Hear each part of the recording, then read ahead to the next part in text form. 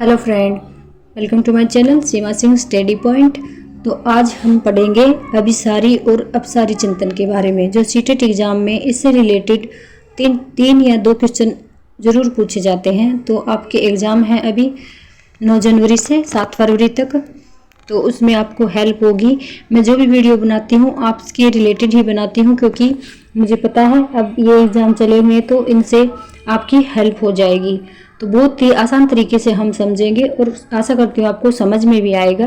तो चलिए पढ़ते हैं अभिसारी और अपसारी चिंतन के बारे में। ये मेन पॉइंट है, इसको ध्यान में दीजिएगा।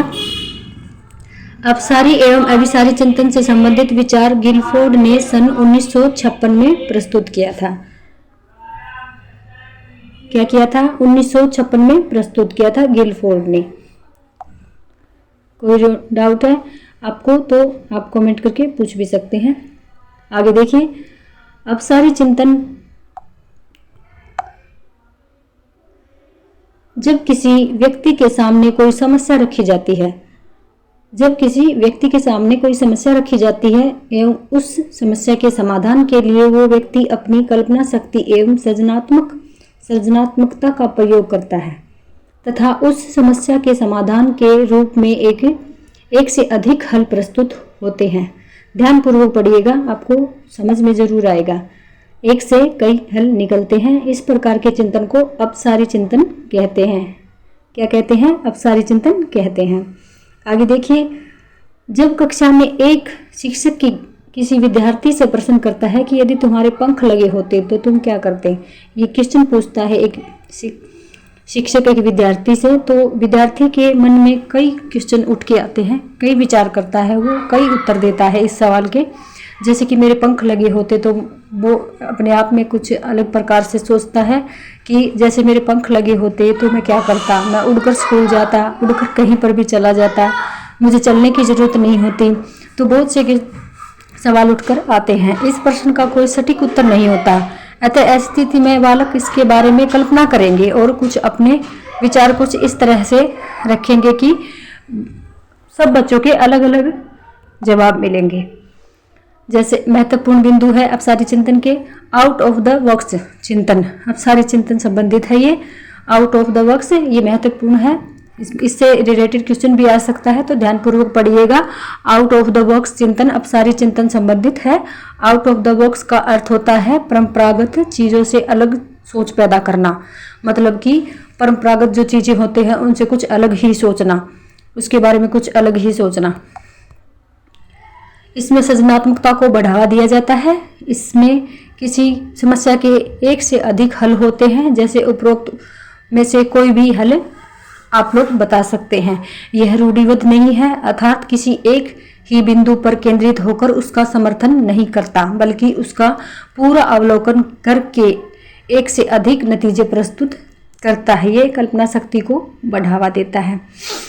आगे देखिए, हम पढ़ेंगे अपसारी चिंतन पढ़ लिया है, अब हम पढ़ेंगे अभिसारी चिंतन। तो अपसारी चिंतन क्या है कि एक क्वेश्चन के कई सवाल, कई हल निकल जाते हैं, कई उत्तर आते हैं। जैसे हम एक क्वेश्चन किसी विद्यार्थी से पूछते हैं तो उसके कई उत्तर निकल के आते हैं। हम ये करते वो करते, क्योंकि इसके कई सवाल हो जाते हैं। और अभिसारी चिंतन क्या है? ध्यानपूर्वक पढ़िएगा, बहुत अच्छी तरीके से आपको याद हो जाएगा। जैसे ही कोई क्वेश्चन आएगा आप आराम से टिक कर सकते हैं। अभिसारी चिंतन में क्या है? इसमें समस्या एक बिंदु पर केंद्रित होती है। यह समस्या का एक ही हल निकलता है। इसमें एक ही हल निकलता है। किसी भी समस्या का कोई भी क्वेश्चन हो, उसका एक ही सवाल होता है, एक ही उत्तर होता है। जब शिक्षक बालक से प्रश्न करता है कि बताओ भारत की राजधानी क्या है। ध्यानपूर्वक पढ़िएगा, अभी आपको समझ में आएगा। यहाँ पर ये मेन पॉइंट है, अभी आपको बिल्कुल समझ में आ जाएगा। बताओ कि भारत की राजधानी क्या है। तो सबको पता है कि भारत की एक ही राजधानी है, वो भी दिल्ली। तो उत्तर क्या आएगा? भारत की राजधानी दिल्ली है। इस प्रश्न का उत्तर एक ही बिंदु पर केंद्रित है, इसका आंसर एक ही होता है। आगे देखिएगा, अपसारी चिंतन के बारे में महत्वपूर्ण बिंदु, इसके द्वारा खोजा गया समाधान बंद तथा क्लोज्ड एंड होता है। ये बुद्धि को बढ़ावा देता है या बुद्धि से संबंधित होता है। इसमें गति होती है, अर्थात इसे द्वारा शीघ्र समाधान प्रस्तुत किया जा सकता है। इसके द्वारा खोजे गए समाधान अधिक शुद्ध होते हैं। आशा करती हूँ आपको सब समझ में आ गया होगा, अभिसारी चिंतन भी और अपसारी चिंतन भी।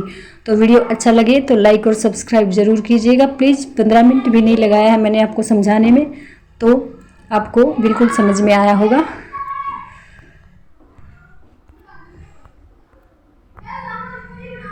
अभिसारी चिंतन से बालक के काल्पनिक कल्पना शक्ति एवं बुद्धि का कोई सकारात्मक प्रभाव नहीं पड़ता है। ये भी एक पॉइंट है, तो आप इसको भी याद कीजिएगा। अभिसारी चिंतन से बालक के कल्पना शक्ति एवं बुद्धि पर कोई सकारात्मक प्रभाव नहीं पड़ता है।